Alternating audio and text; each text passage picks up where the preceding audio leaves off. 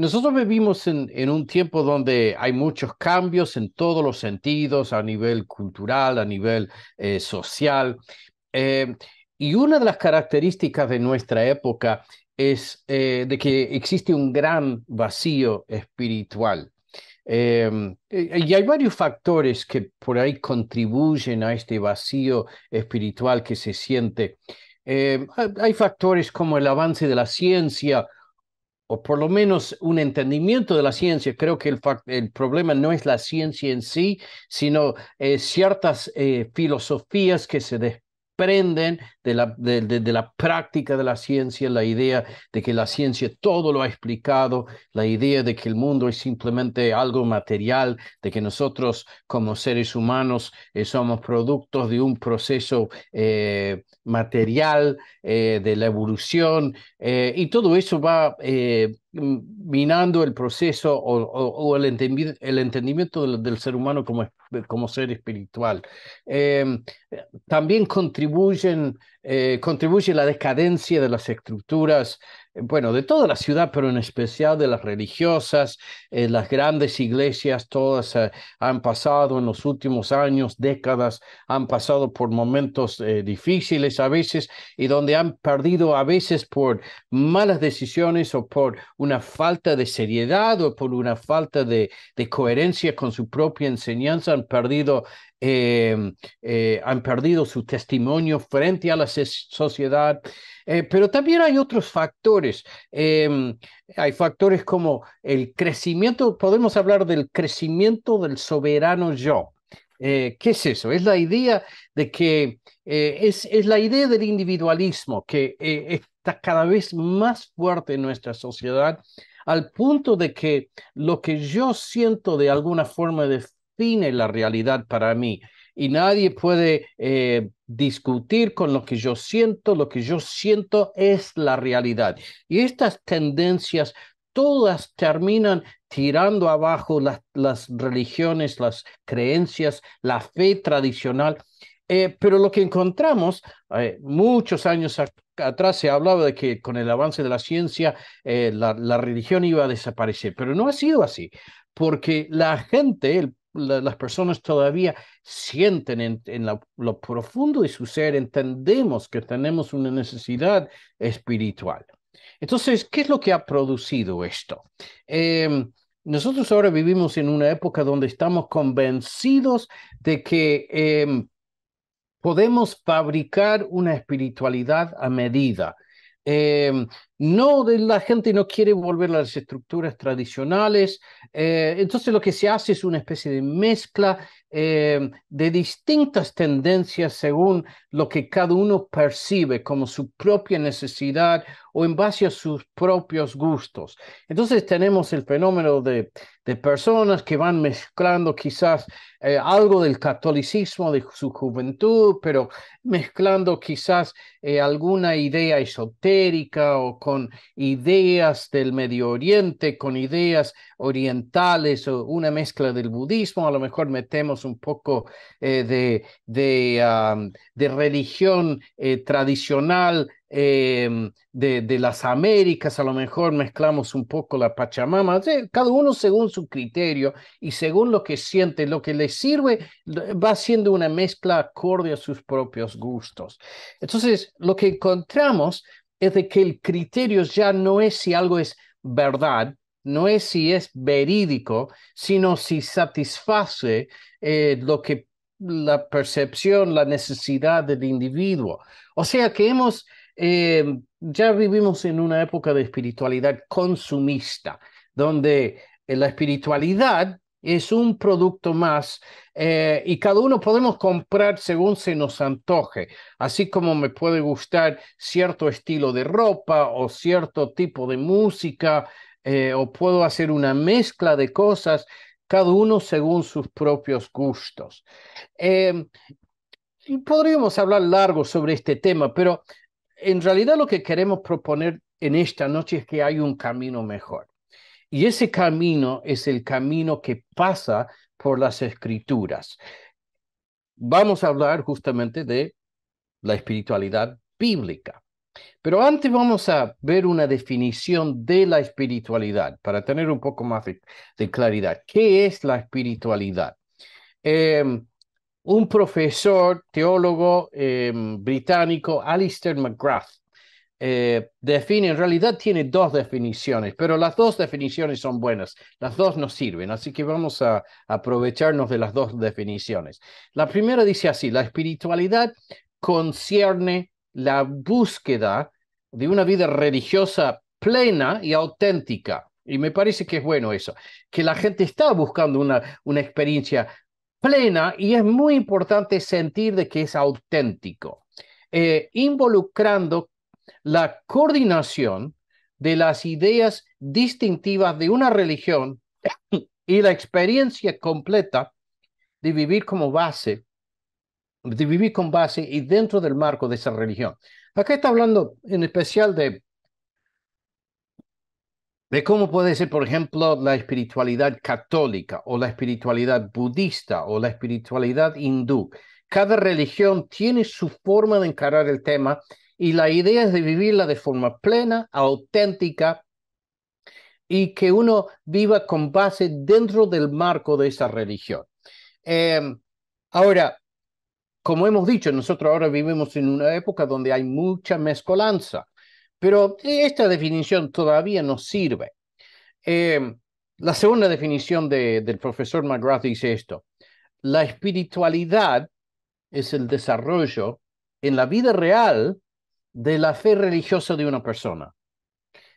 Es el desarrollo en la vida real de la fe religiosa de una persona. O sea, yo puedo participar de un culto religioso, puedo decir, creo en estas ideas religiosas, creo en estos puntos teológicos, acepto como normativo lo siguiente. Pero la espiritualidad no es simplemente lo que yo creo, no es la teología. Si habláramos de la espiritualidad cristiana, no estamos hablando solamente de la teología cristiana. Hay ideas teológicas que son importantes, de que Dios es trino, de que se encarnó en Jesucristo, una serie de ideas, pero la espiritualidad no es simplemente entender esos conceptos, sino que es esos entendimientos llevados a la vida real de la persona religiosa. Entonces, podemos decir así: es lo que la persona hace con lo que cree. No es simplemente lo que cree, sino es lo que la persona hace con lo que cree. Entonces, donde hay una fe real o donde hay un esfuerzo por vivir acorde dentro de un marco religioso, en base a los preceptos de una relación, eso va a llevar a cambios de conducta, a formas de encarar la vida, a formas de andar por la vida. Bueno, yo creo que si analizamos eh, la mayoría de las religiones o las distintas espiritualidades, no hacemos mal en pensar en gran medida en la espiritualidad como búsqueda. Ahora vamos a ver que la espiritualidad no es esto, pero en general las otras espiritualidades son, podemos hablar de la espiritualidad como búsqueda. Ahora, podemos tomar como ejemplo el budismo. Eh, Tomamos el budismo porque es muy distinto a lo que por ahí nosotros tenemos experiencia, pero vamos a ver que la tendencia que vamos a encontrar dentro del budismo es parecido a muchas otras, por no decir casi todas, las demás espiritualidades. Obviamente aquí estamos hablando de religiones concretas definidas y reconocemos, volvemos al hecho de que hoy en día la persona moderna muchas veces va a tomar distintas religiones, las va a mezclar de alguna forma según su gusto, pero creo que aún en ese caso podemos todavía hablar de la espiritualidad como búsqueda. Incluso se dicen a veces cosas de que no es, la idea no es llegar, es el camino, es transitar este camino, Es la búsqueda en sí lo que vale. Y si no encontramos nada nunca, por lo menos estamos en la búsqueda de algo. Y se trata de eso. Y eso nos suena quizás muy lindo, pero vamos a encontrar que lo que la Biblia dice o la espiritualidad bíblica es en realidad otra cosa. Entonces, tomamos el ejemplo del budismo. El budismo busca un estado, el fin del budismo es el estado de nirvana. Nirvana en realidad es la idea de salir del sufrimiento de la vida, es escaparse del sufrimiento de la vida, del ciclo de samsara. El ciclo de samsara es ese ciclo constante de reencarnación, podemos hablar de la tiranía del karma. El budismo es una religión, eh, bueno, es una religión, es una religión muy interesante porque es casi, algunos dicen que es atea. Es una religión que no tiene como enfoque un Dios, pero sí tiene un concepto sobre el universo, cómo funciona el universo y cómo funciona el ser humano dentro del universo y cuál debe ser su propósito, su fin. Eh, y el propósito, lo que debe estar buscando el ser humano es escaparse de esta realidad que es siempre un estado de sufrimiento bajo la ley de hierro del karma. El karma dice que si yo cometo un pecado, y el budismo es una religión muy, muy ética, eh, es una religión con principios muy claros y algunos de ellos son buenos. El problema es de que no hay, en el budismo no hay posibilidad de perdón. El acto, el hecho, el pecado que yo cometo, se va a sufrir las consecuencias. Y entonces esto produce este ciclo constante de una vida tras la otra, siempre purgando las consecuencias del pecado. Entonces, lo que uno busca es poder salir de este ciclo. Entonces, el budismo enseña cuatro nobles verdades. Primero, la vida es sufrimiento, idea básica. Segundo, la causa del sufrimiento son nuestros deseos. Entonces, si queremos salir del sufrimiento, debemos de alguna forma eliminar todo deseo. Eh, el resultado, bueno, ya hablamos de este ciclo constante, transitamos por un infinito ciclo de vida, muerte y reencarnación.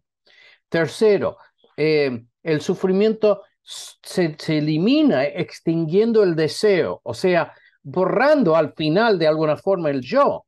Eh, Todo lo que yo anhelo, todo lo que yo deseo, todo se tiene que ir eliminando. La meta es escapar del samsara al extinguirse en el nirvana. O sea, esto por ahí cuando decimos nirvana nos equivocamos porque pensamos que es parecido al concepto cristiano del paraíso y no lo es. El nirvana se refiere a la pérdida de identidad del individuo al ser absorbido por el gran todo. Hay una frase, una llama que se extingue en el viento.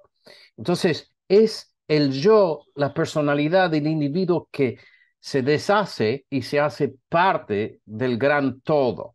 Y entonces esa es la meta. En realidad, la meta al final es una especie de muerte. Ahora, la cuarta verdad tiene que ver con la verdad del sendero. Y hay un sendero que se traza. ¿Cómo llegamos a escaparnos de este mundo de sufrimiento? Y el sendero eh, consiste lo que ellos llaman el noble sendero óctuple, o sea, son 8 pasos que en realidad son complicados. Primero, visión correcta, hay que adoptar las creencias budistas del karma, del renacimiento, etcétera. Segundo, el pensamiento correcto, tenemos que cambiar nuestra forma de pensar, debemos tener la intención de renunciar a los placeres sensuales y otras cosas de la vida, todo lo que puede distraer. Tercero, hablar correcto, o sea, no mentir o decir cosas hirientes, está bien, eso me parece. Eh, Cuarto, acción correcta que incluye no matar, o sea, ellos no matan ni un bicho. No matar y hay que practicar la castidad sexual. Ahí ya vemos algo medio interesante, porque si todo el mundo practicara esto, la raza humana desaparece. Quinto, adoptar medios de vida correctos. Los monjes, por ejemplo, tienen que mendigar por su comida, es la única forma. Sexto, el esfuerzo correcto. De esto significa eliminar todo pensamiento sensual que puede interrumpir la meditación. Séptimo, la atención plena correcta implica la concentración absoluta en el momento. Ya no pienso en otra cosa que no sea del momento. Octavo, concentración correcta que significa lograr la unificación de la mente por las cuatro yahanas. Bueno, entonces ahora hay otro nivel. Ya hemos tenido 8 cosas, los 8 pasos del noble sendero. Ahora hay otro nivel más que si queremos llegar al nirvana tenemos que practicar, tenemos que lograr estos 4 estados mentales para lograrlo. Y la verdad es que son muy difíciles de lograr, requieren mucha meditación, requieren autoprivación casi de forma absoluta. En realidad, muy pocos, por decir casi nadie, lo logra fuera del Buda mismo. Eh, y la única forma de lograrlo es en realidad a través del sufrimiento de muchas vidas.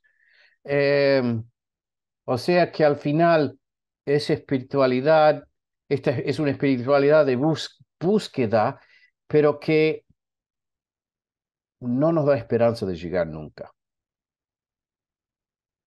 Es un gran esfuerzo que puede apagar un poco quizás el dolor,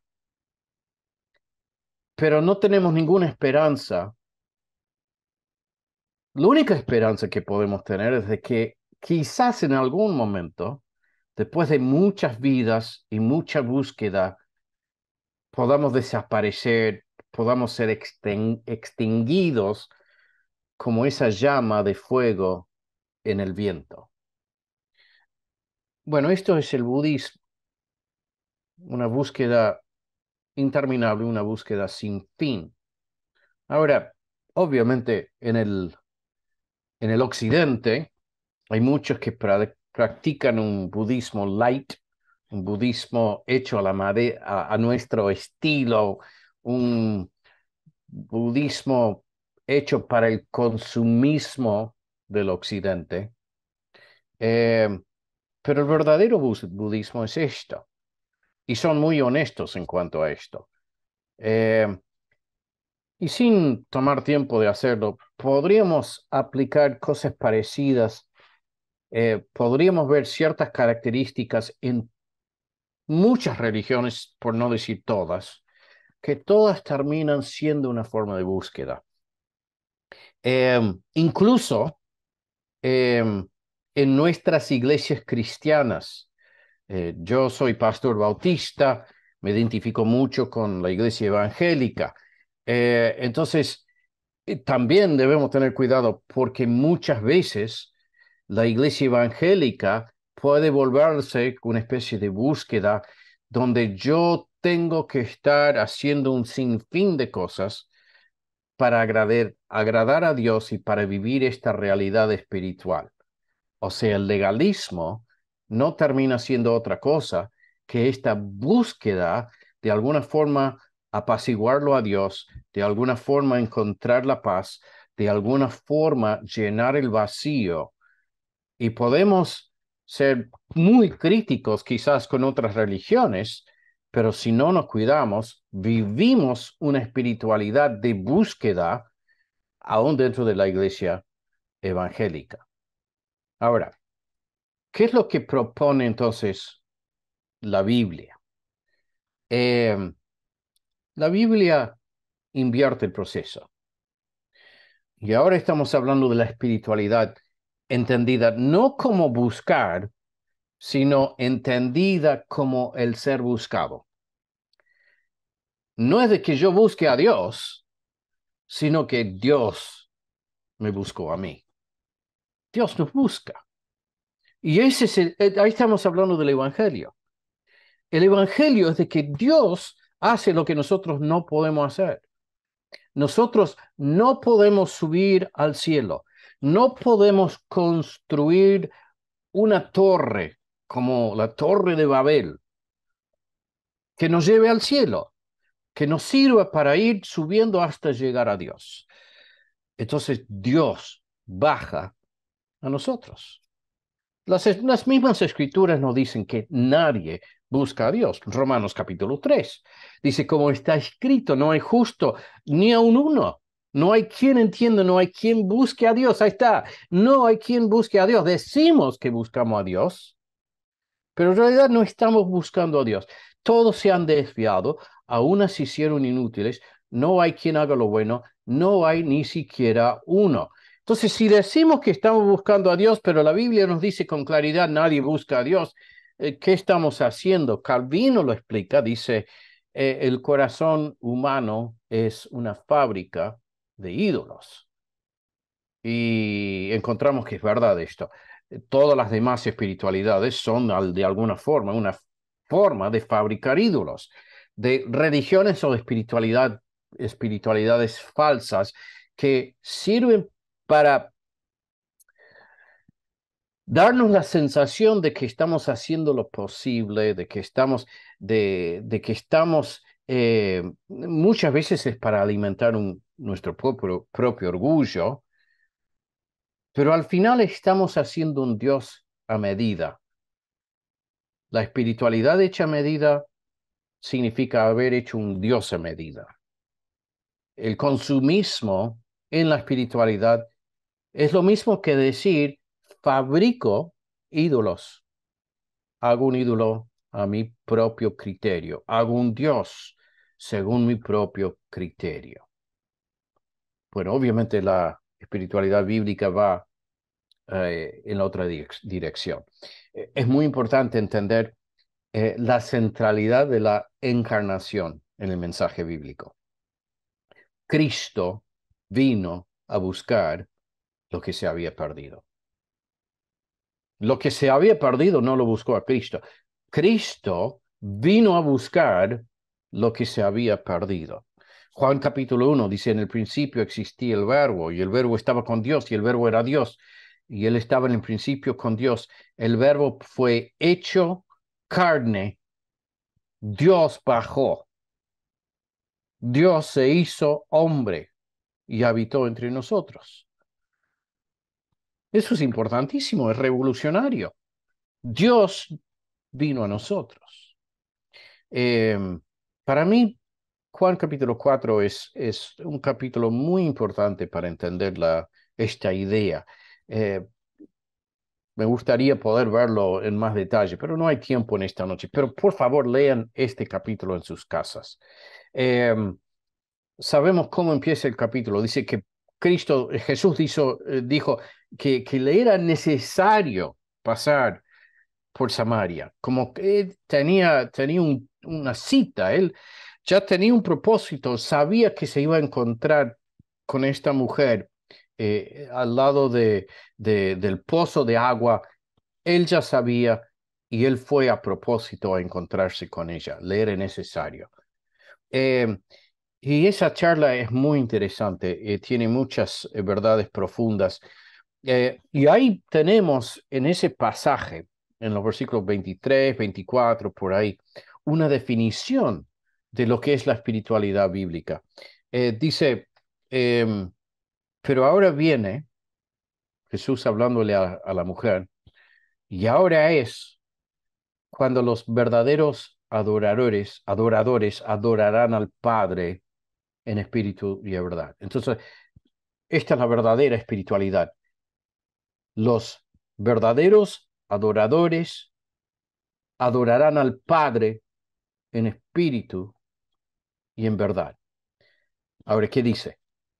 Porque ciertamente a los tales el Padre busca que le adoren. Dios está buscando adoradores. ¿Qué fue lo que hizo Jesús? Fue a Samaria buscando adoradores que lo adoren en espíritu y en verdad. Dice, Dios es espíritu y los que le adoran deben adorarle en espíritu y en verdad. Es la espiritualidad basada en la verdad. Y la verdad, ¿dónde la encontramos? En las Escrituras.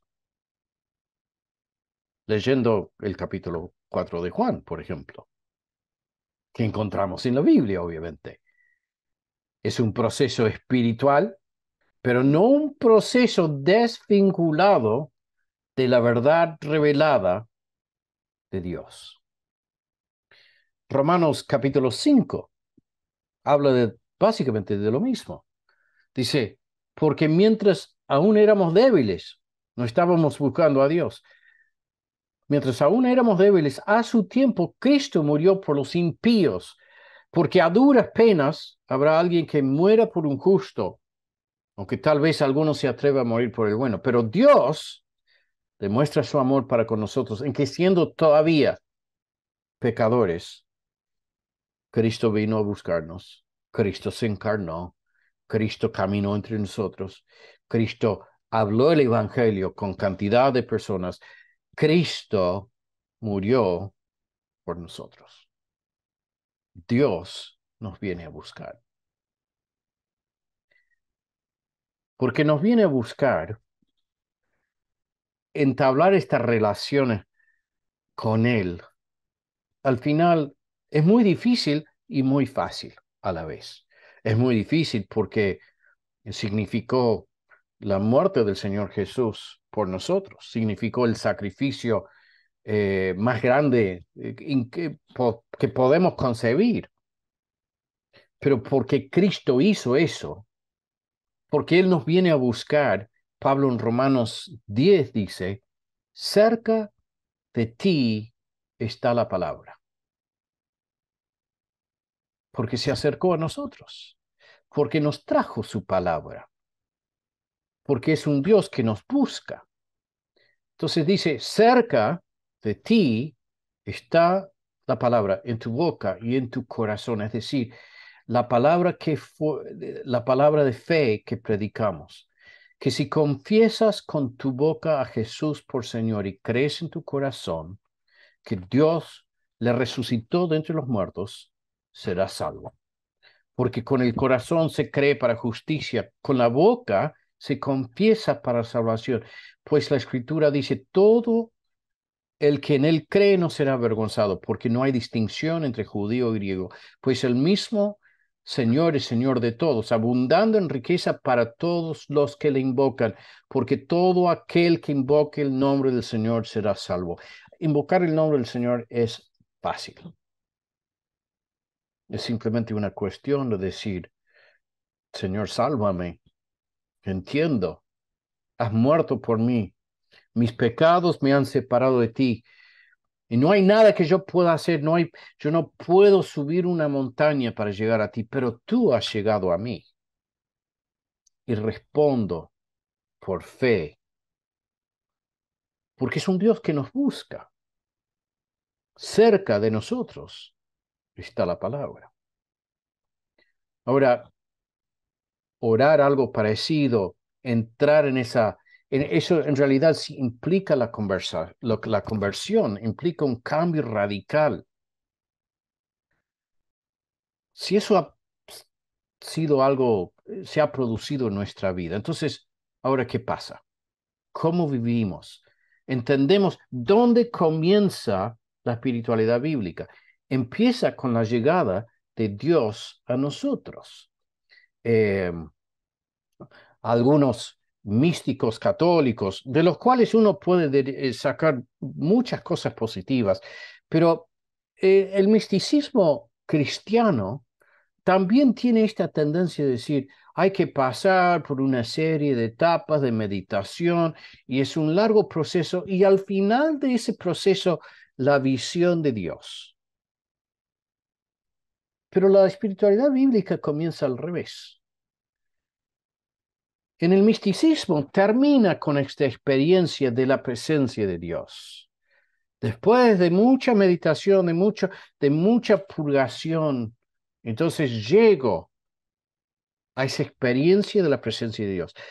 Pero La espiritualidad bíblica real comienza con la llegada de Cristo a nosotros.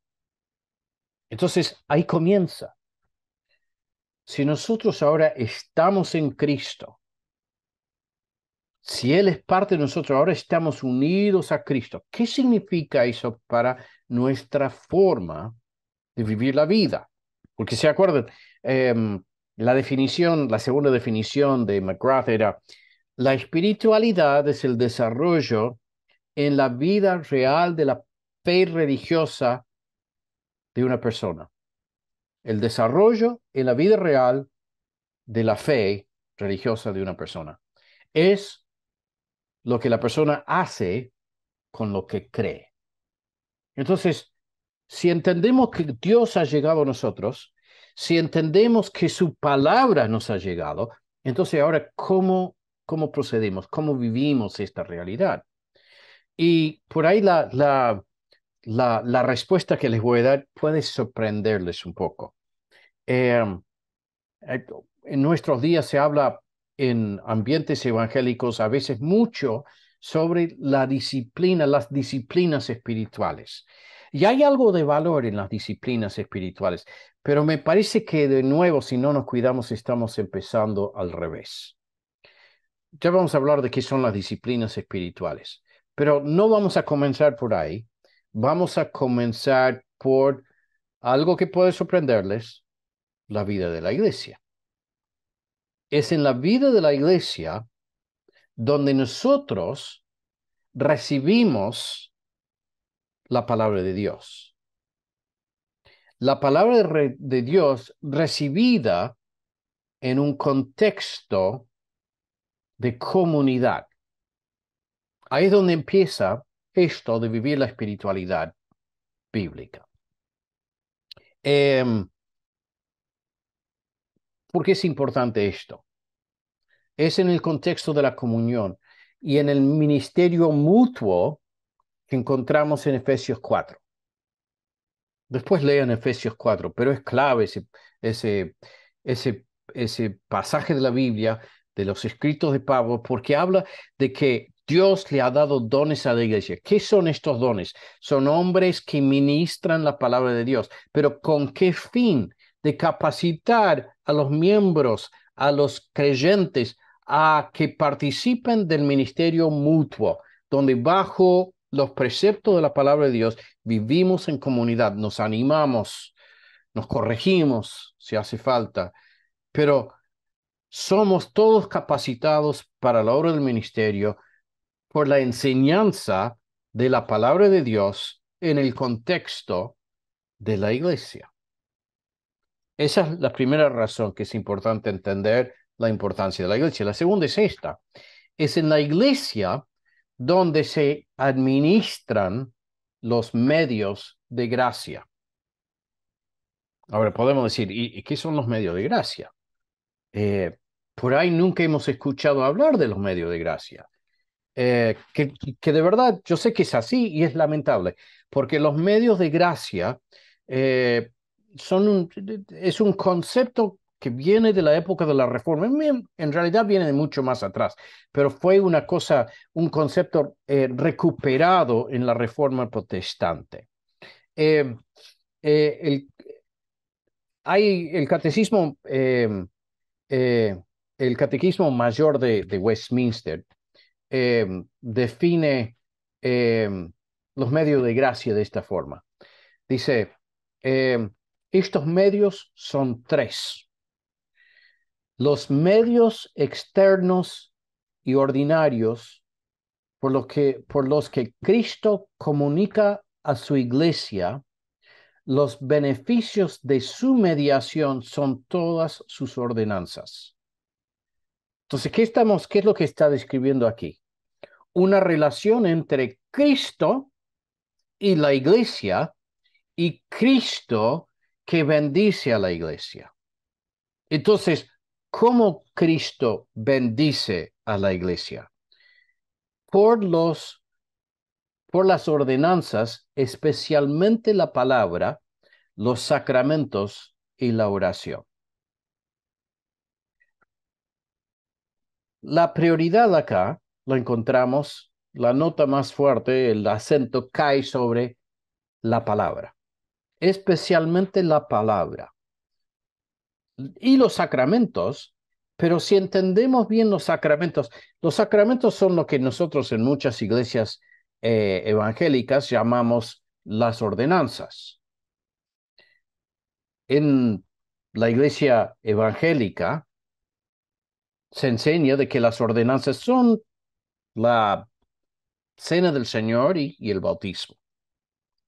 Ahora, estas dos ordenanzas, en realidad debemos entender que tienen una relación con eso de la palabra.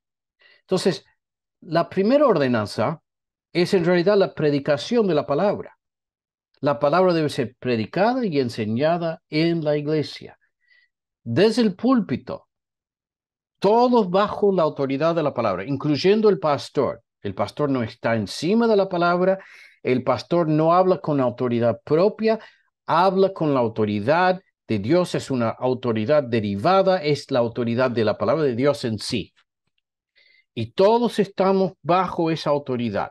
Y la palabra nos habla, Dios nos habla por su palabra.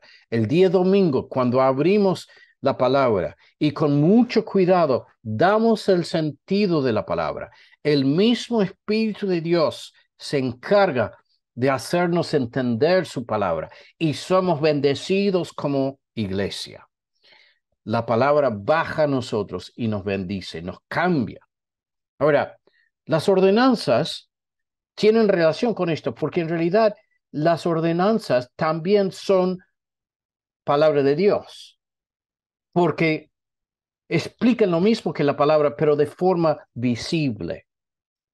Predican el Evangelio. En el bautismo vemos un ejemplo, un, un, una ilustración de lo que significa estar en Cristo.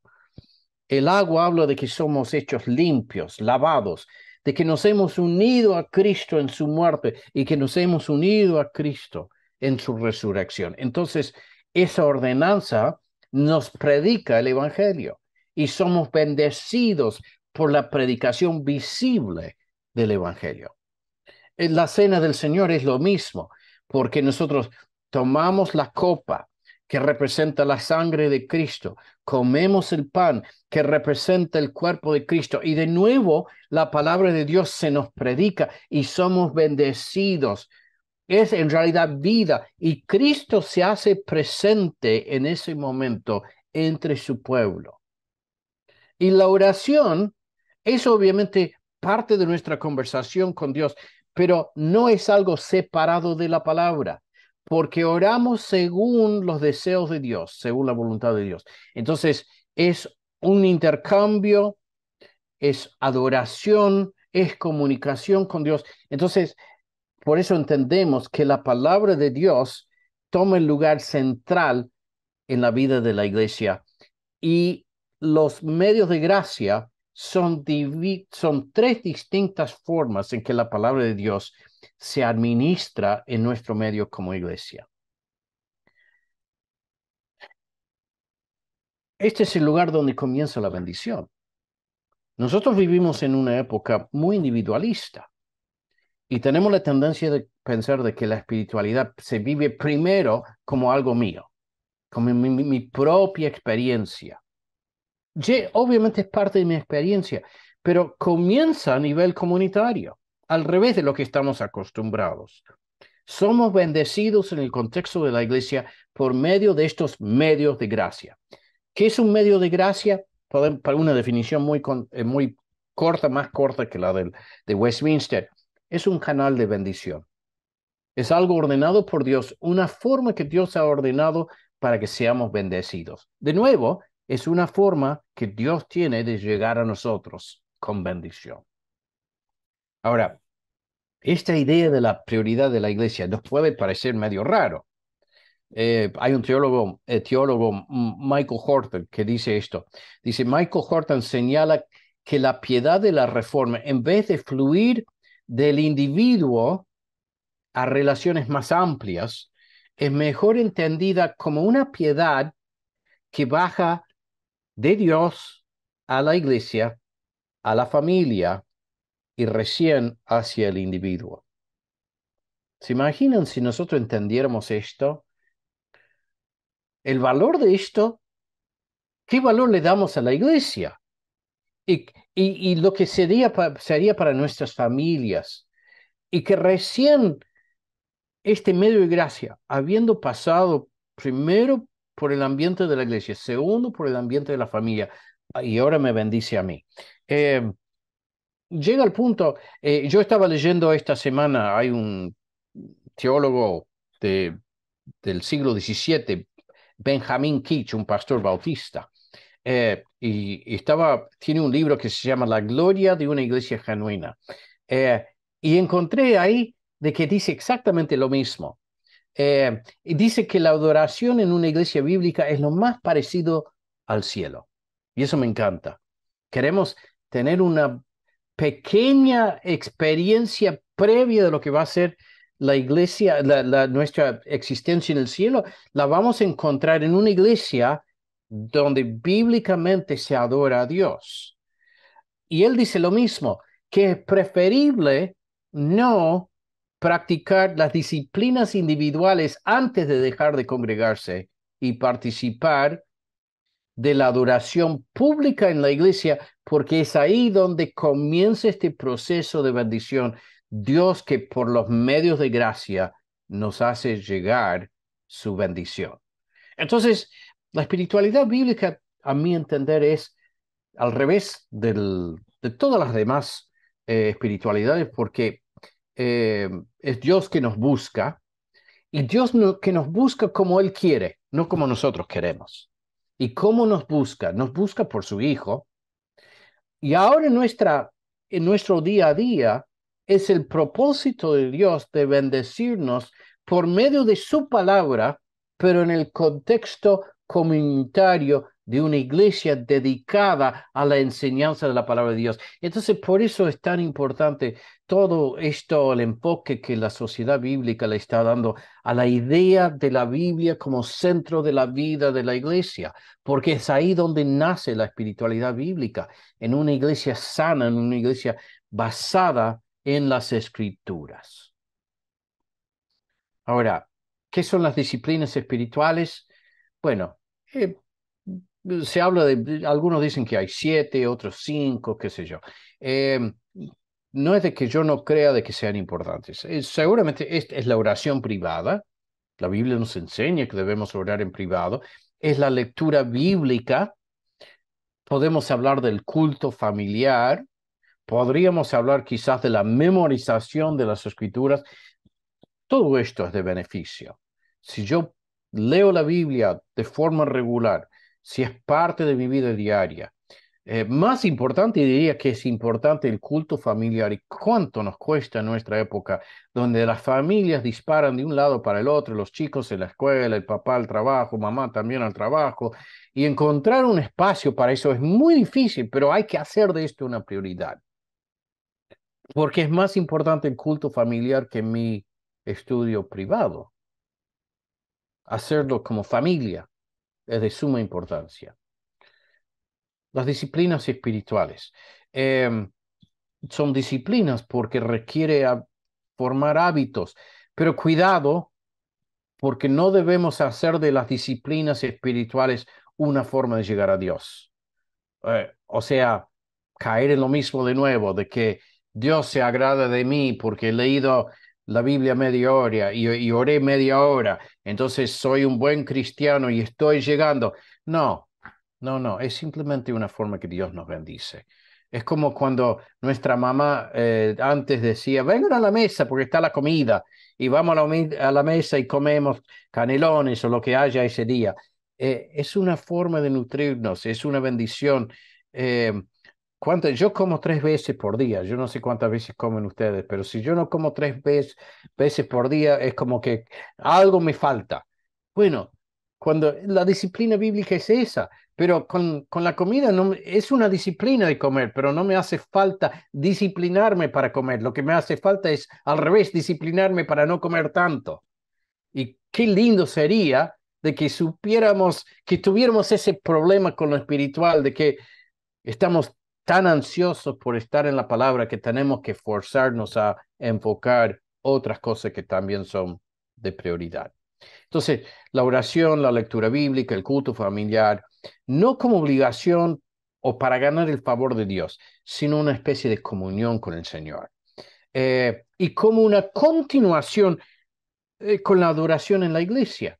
Yo voy el domingo a la iglesia esperando recibir, y lo que recibo en ese culto de la iglesia el domingo me lleva, me refuerza, me anima a través de toda la semana. Entonces hay una conexión. Bueno, y hay una disciplina espiritual que sí es muy importante. Es la meditación en la palabra. Medito en su palabra. Y acá también, de nuevo, no es la misma idea de la espiritualidad, otras espiritualidades, porque en el budismo, en el hinduismo, en otras religiones, la meditación es una forma de dejar de sufrir porque he vaciado mi cabeza. Es vaciar, es eliminar todo pensamiento, es eliminar todo enfoque externo, eh, es dejar la cabeza vacía, pero de eso no estamos hablando. Todo lo contrario, es llenar la cabeza de contenido, no vaciar la cabeza de contenido, es llenar nuestras mentes de la palabra de Dios. El salmista lo describe así: cuán bienaventurado es el hombre que no anda en consejo de impíos, ni se detiene en el camino de los pecadores, ni se sienta en la silla de los escarnecedores, sino que en la ley del Señor está su deleite, y en su ley medita de día y de noche. ¿Cuáles son los resultados de esto? Será como un árbol firmemente plantado junto a corrientes de agua. Entonces, la espiritualidad bíblica. Dios busca adoradores que lo adoren en espíritu y en verdad. Y como Él nos busca, como Él nos vino a buscar, como Jesús nos vino a buscar e incluso nos viene todavía a buscar,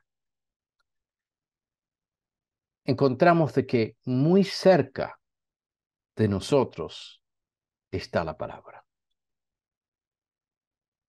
Yo quiero terminar en esta noche simplemente haciendo una invitación de que si hay una persona que dice, entiendo por ahí de que toda mi vida espiritual ha sido más bien una búsqueda y no tanto el recibir al Dios que me buscó.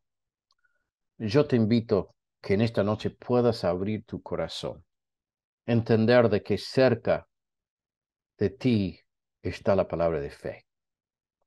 Que uno puede decir, en este mismo momento uno podría decir, Dios, Dios que me has buscado, que has enviado a tu Hijo a morir por mí, ten misericordia de mí, perdona mis pecados, recíbeme, te quiero conocer, quiero vivir mi vida en tu presencia.